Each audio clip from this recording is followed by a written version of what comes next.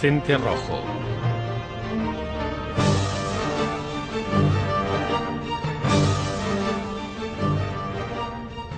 El 16 de febrero el Frente Popular obtuvo la victoria en un clima de profunda escisión que parecía dividir España en dos bandos irreconciliables. El héroe de la defensa de Madrid y gran estratega militar se definía a sí mismo como católico, militar y patriota. Valoraba los esfuerzos que la República había hecho por los menos favorecidos, ya que procedía de una familia muy humilde, por lo que se sentía especialmente cercano a la causa de las clases más desfavorecidas.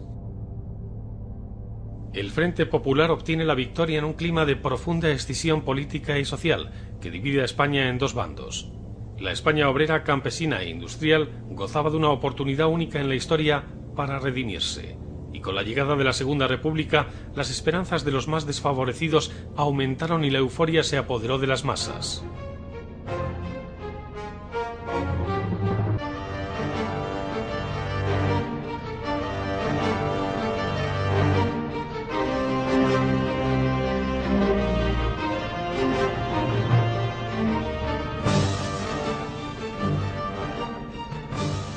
No le habían gustado los militares con los que convivió en África.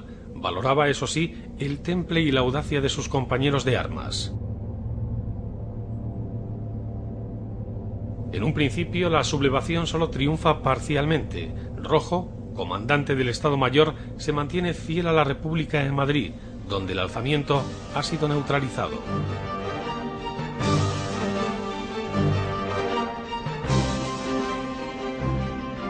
Milicias, el orden y la disciplina brillaban por su ausencia. Si alguno no estaba de acuerdo con una orden, salía de la formación y se ponía a discutir acaloradamente con el oficial.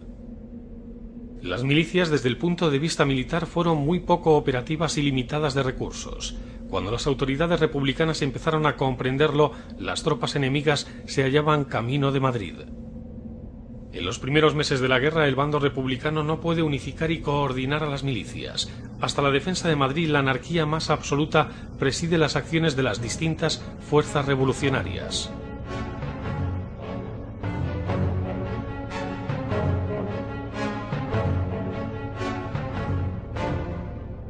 El 24 de julio, Vicente Rojo sale para el frente de Somosierra para incorporarse a una columna que manda Enrique Jurado. En ese destino permanece hasta el 28 de agosto. Su primer encuentro con las milicias fue desolador. Muchos no sabían manejar un fusil y algunos no llevaban ni siquiera cartuchos. En septiembre, el joven comandante, que acaba de regresar de Lozoyuela, donde el frente ha sido estabilizado después de neutralizar a las fuerzas de Mola, es requerido como parlamentario para solicitar la rendición de los sublevados que se han hecho fuertes en el Alcázar de Toledo.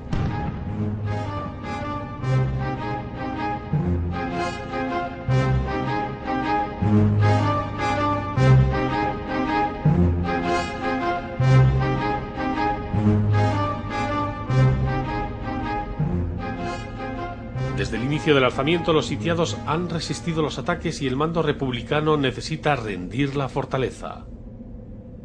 La repercusión mundial que está teniendo el asedio beneficia a los intereses propagandísticos de las fuerzas de Franco. Para liberar el Alcázar, los nacionales deben tomar Toledo y su provincia, y el gobierno republicano quiere negociar la rendición o poner fin al asedio con un asalto definitivo. La fortaleza ha resistido los embates de la artillería, los bombardeos de la aviación y el acoso de la infantería y las milicias durante todo el verano.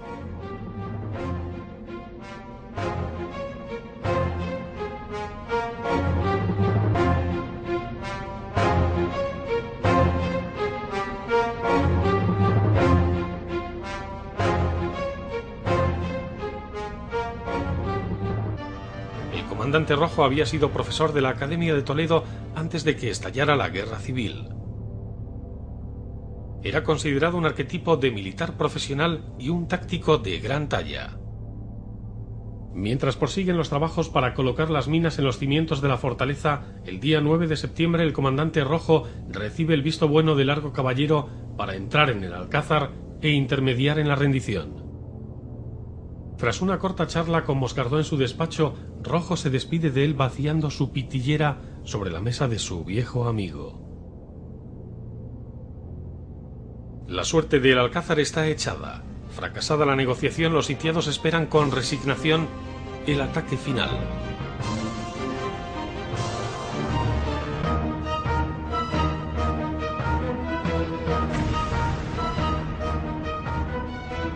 Tras la explosión de las minas y el posterior asalto, el Alcázar resiste.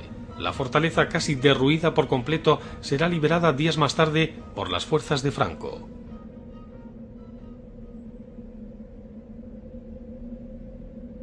Su suerte cambia cuando, casi por azar y sin previo aviso, la Junta de Defensa le ofrece el mando de las fuerzas que defienden Madrid, después de que el gobierno de Largo Caballero y gran parte del Estado Mayor hayan huido a Valencia. Al fin fue designado jefe del Estado Mayor de Miaja. Sus aciertos en la defensa de la capital de España fueron tantos que algunos no dudan en atribuirle todo el mérito de la brillante resistencia de la capital. Mientras Madrid es presa de los bombardeos, Vicente Rojo se encarga en esos momentos de organizar las milicias, concentrar fuerzas en los puentes que superan el Manzanares y localizar hasta el último fusil que haya disponible. El trabajo es titánico. Ni el propio Rojo sabe con las fuerzas de que dispone y ni siquiera dónde se encuentran.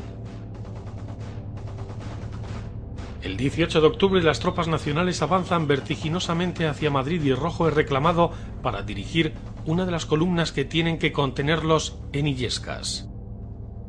De pronto me vi súbitamente nombrado jefe de una columna cuya composición y misión precisas desconocía, y teniendo por único enlace con el mando el teléfono público de un pueblo de tercer orden. Las columnas nacionales van tomando las poblaciones de la periferia de la capital y Vicente Rojo es consciente que necesita hombres y armamento para defender Madrid. Coordina la estrategia de la defensa de Madrid y para ello unifica los criterios de los líderes de las milicias, de los partidos y sindicatos, aplicando los conceptos del orden y la disciplina militar. La ayuda internacional que necesita la República comienza a llegar a Madrid. Miles de brigadistas son distribuidos por los principales puntos de defensa de la ciudad y la moral de la población y los milicianos crece por momentos. Todos se involucran en la defensa de la capital. El pueblo de Madrid acoge con entusiasmo a los voluntarios que van ocupando los cuarteles y se dirigen al frente para detener las vanguardias de las fuerzas franquistas. Las brigadas internacionales, formadas por combatientes de distintos países, son el complemento necesario que requieren los milicianos para luchar y defender las posiciones que les han sido asignadas desde la Junta de Defensa. La estrategia en la distribución de las fuerzas es vital para contener al enemigo, y Vicente Rojo concreta en el campo de batalla sus conocimientos adquiridos como comandante del Estado Mayor. A primeras horas de la noche del 7 de noviembre de 1936, a uno de los despachos del Ministerio de Guerra llegó un emisario con la copia de las órdenes de Varela, que procedían del interior de una tanqueta italiana destruida.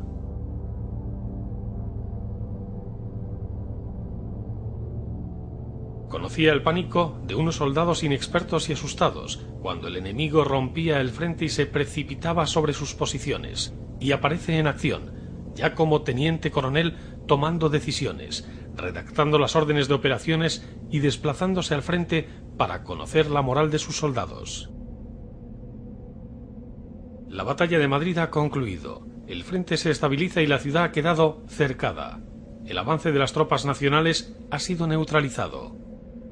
Los tanques y los técnicos soviéticos han logrado frenar a las tropas nacionales. Madrid se ha convertido en una ciudad fuertemente defendida. La estrategia de Rojo ha triunfado. Rojo vence en Madrid y su participación en otras batallas como las del Jarama, Guadalajara y Brunete son decisivas. Madrid, hasta el final de la guerra, será una ciudad atrincherada, donde la población víctima del hambre y las penurias se acostumbrará a convivir con los soldados hasta el final de la contienda.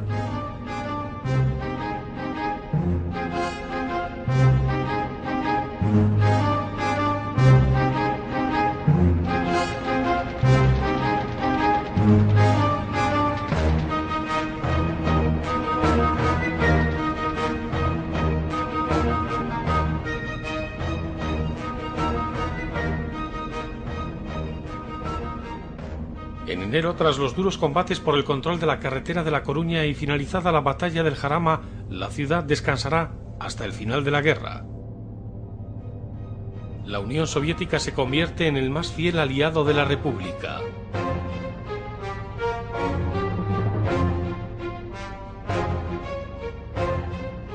El gobierno, después de las batallas de Madrid y el Jarama, ascenderá a Vicente Rojo y llegará a ser jefe de Estado Mayor republicano, procurando, con los medios de los que dispone, oponer una resistencia tenaz a las conquistas franquistas.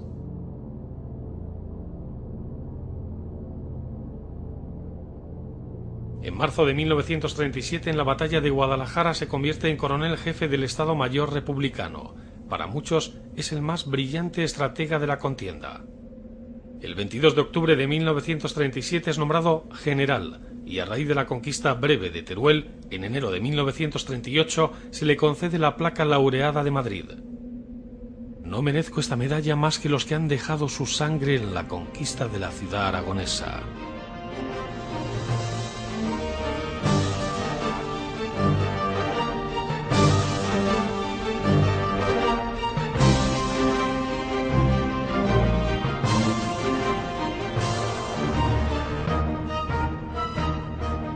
La primera maniobra de distracción consigue detener un mes la campaña del norte. En Brunete, Rojo obliga a concentrar un gran contingente de fuerzas nacionalistas. El despliegue de Brunete es el primer éxito de Rojo. En pleno verano, los nacionales paralizan la ofensiva sobre Santander, aunque los objetivos perseguidos por la República no se han conseguido. Franco ha tenido que emplearse a fondo utilizando los mejores medios de los que dispone para doblegar a la entusiasta y eficaz maquinaria de guerra republicana en una de las batallas más sangrientas de la guerra. El contraataque republicano en Belchite logra demorar la campaña asturiana, pero los objetivos de las fuerzas de Rojo de llegar a Zaragoza se ven truncados. La villa de Belchite sufre los constantes ataques de la artillería, la aviación y los asaltos coordinados de los milicianos, y tras una heroica resistencia, estos entran y proclaman las consignas republicanas. Más que una maniobra de distracción, Belchite significa la venganza de la República.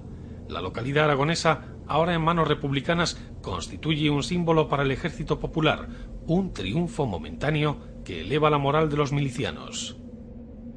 La batalla de Belchite pone de manifiesto la positiva influencia que los mandos comunistas están ejerciendo sobre el ejército popular. La localidad ha sido destruida casi por completo y ha obligado a los nacionales a retrasar la conquista de Asturias y cerrar definitivamente la campaña del norte. Vicente Rojo ha conseguido rodearse de los mandos más eficaces, instruidos por los consejeros soviéticos que están organizando y formando un auténtico ejército rojo. La contraofensiva nacional en el frente de Aragón se convierte en una campaña larga y dura. El mando republicano planea una maniobra de distracción para ralentizar el avance del ejército nacional.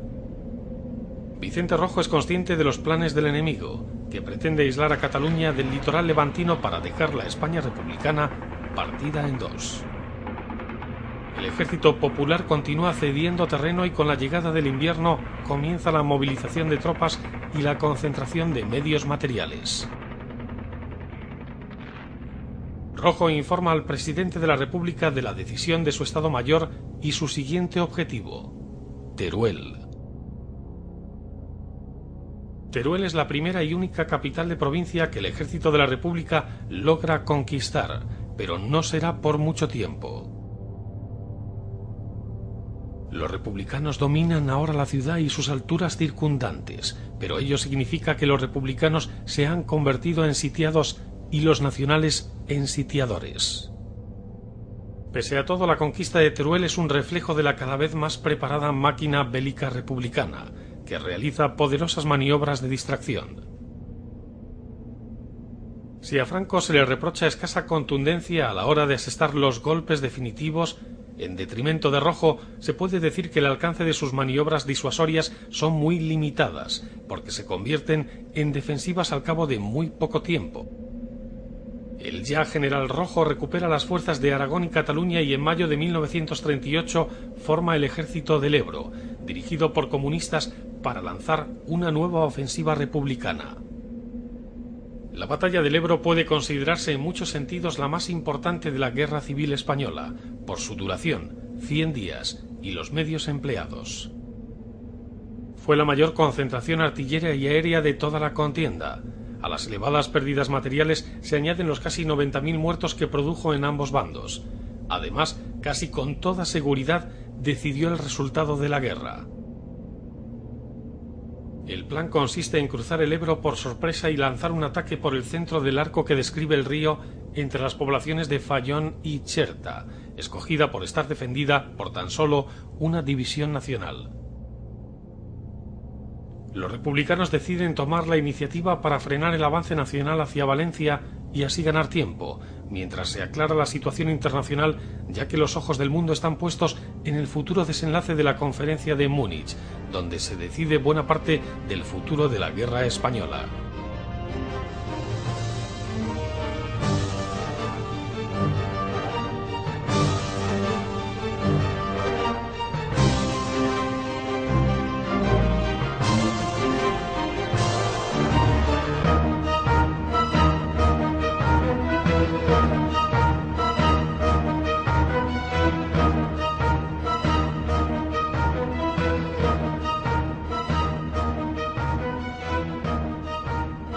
Desde los primeros días de junio, todas las unidades republicanas empiezan a prepararse para la operación.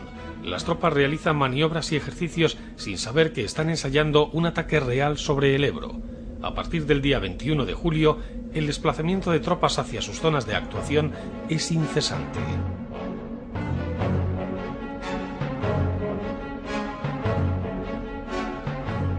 Los movimientos se llevan a cabo con todas las precauciones posibles, con las luces apagadas y controles de circulación rigurosos para organizar el caos en que se puede convertir la zona ante la escasez de vías de comunicación. Los traslados se llevan a cabo en 2 jornadas, las noches de los días 22 y 23. Las tropas de infantería hacen los desplazamientos a pie unos 25 kilómetros por noche. Miles de soldados republicanos aguardan agazapados la hora de entrar en acción sobre el cauce del Ebro.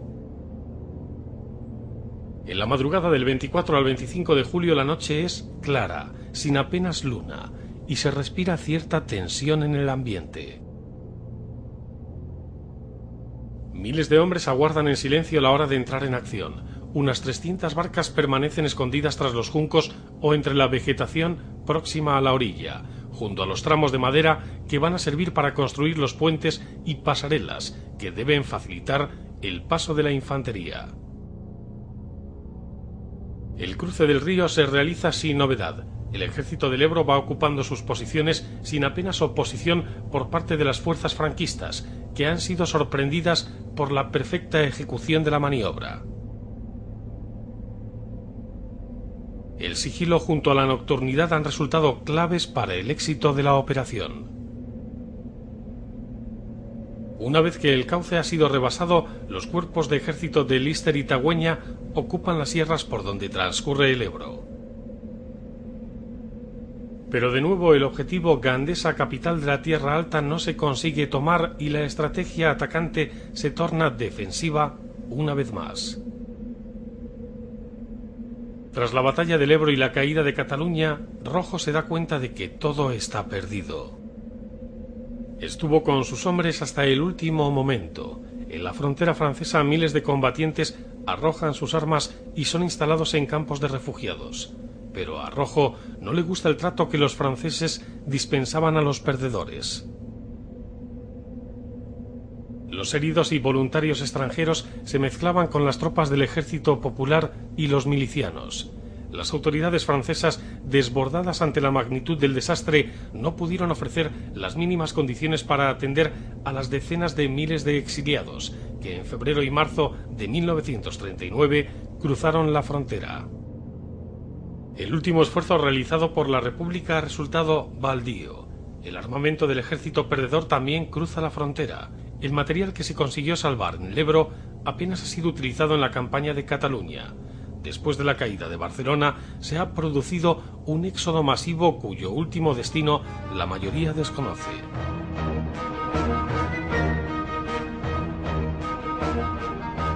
Rojo aconseja a Azaña y a Negrín la rendición. En la frontera francesa se entera del golpe de Casado. A partir de este momento se inhibe de todo y no participa en la defensa de la zona centro-sur.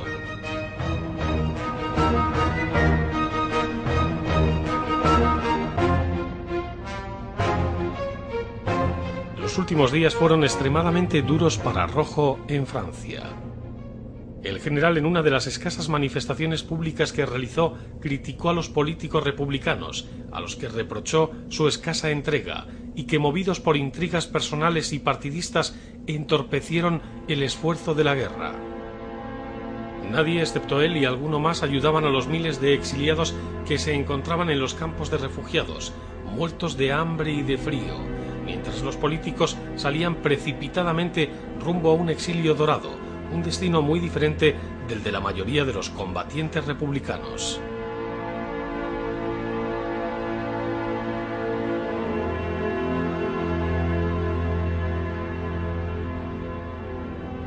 Retornó a España en 1957, en pleno franquismo, un regreso que lo llevó a la humillación de un juicio. Indultado de la pena de cadena perpetua, se le desposee de su empleo y graduación militar hasta el día de su muerte, el 15 de junio de 1966.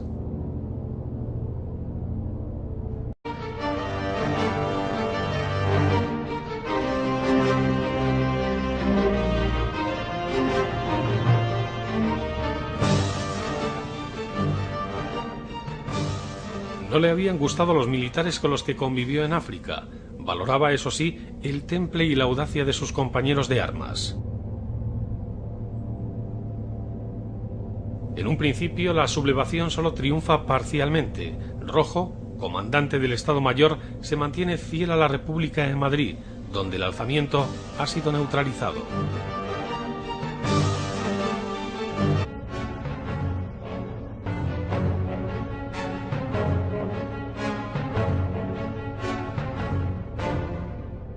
El 24 de julio, Vicente Rojo sale para el frente de Somosierra para incorporarse a una columna que manda Enrique Jurado. En ese destino permanece hasta el 28 de agosto. Su primer encuentro con las milicias fue desolador. Muchos no sabían manejar un fusil y algunos no llevaban ni siquiera cartuchos. En septiembre, el joven comandante, que acaba de regresar de Lozoyuela, donde el frente ha sido estabilizado después de neutralizar a las fuerzas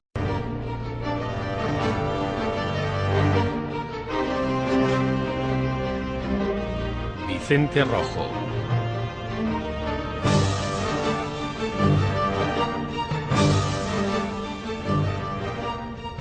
El 16 de febrero el Frente Popular obtuvo la victoria en un clima de profunda escisión que parecía dividir España en dos bandos irreconciliables. El héroe de la defensa de Madrid y gran estratega militar se definía a sí mismo como católico, militar y patriota. Valoraba los esfuerzos que la República había hecho. En las milicias el orden y la disciplina brillaban por su ausencia. Si alguno no estaba de acuerdo con una orden, salía de la formación y se ponía a discutir acaloradamente con el oficial. Las milicias, desde el punto de vista militar, fueron muy poco operativas y limitadas de recursos. Cuando las autoridades republicanas empezaron a comprenderlo, las tropas enemigas se hallaban camino de Madrid. En los primeros meses de la guerra, el bando republicano no puede unificar y coordinar a las milicias. Hasta la defensa de Madrid, la anarquía más absoluta preside las acciones de las distintas fuerzas revolucionarias. Hecho por los menos favorecidos, ya que procedía de una familia muy humilde, por lo que se sentía especialmente cercano a la causa de las clases más desfavorecidas. El Frente Popular obtiene la victoria en un clima de profunda escisión política y social que divide a España en dos bandos. La España obrera, campesina e industrial gozaba de una oportunidad única en la historia para redimirse, y con la llegada de la Segunda República las esperanzas de los más desfavorecidos aumentaron y la euforia se apoderó de las masas.